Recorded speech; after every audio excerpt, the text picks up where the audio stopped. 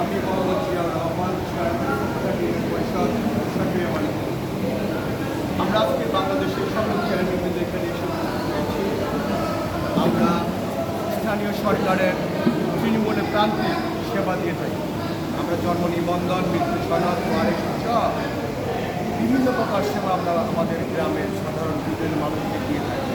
আপনার বয়স্ক ভাতা বলেন, বিধবা ভাতা বলেন, প্রতিবন্ধী ভাতা বলেন, ঈদের সময় চাউল, বিভিন্ন দুর্যোগের সময় আমরা মানুষের পাশে দাঁড়াই।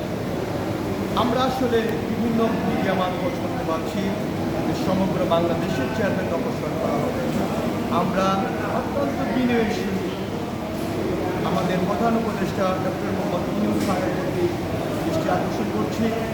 বাংলাদেশের সকল চেয়ারম্যান অন্তর্বর্তীকালীন সরকারের সাথে কাজ করতে আগ্রহী। আমরা সততার সাথে কাজ করে এসেছি, সামনেও ইনশাআল্লাহ আমরা কাজ করব।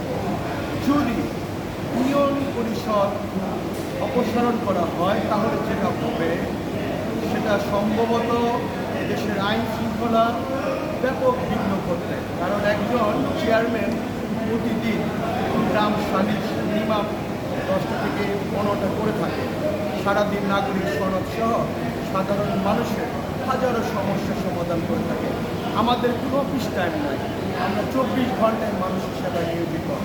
এই মুহূর্তে যদি ইউনিয়ন পরিষদ ব্যবস্থা অচল হয়ে যায় তাহলে এদেশের আইন শৃঙ্খলা, এদেশের উন্নয়ন, এদেশের সামাজিক বন্ধন আমি মনে করি বিঘ্ন হবে, যা নতুন এই স্বাধীন বাংলাদেশ বিনির্মাণে ব্যাপক বাধাগ্রস্ত হবে।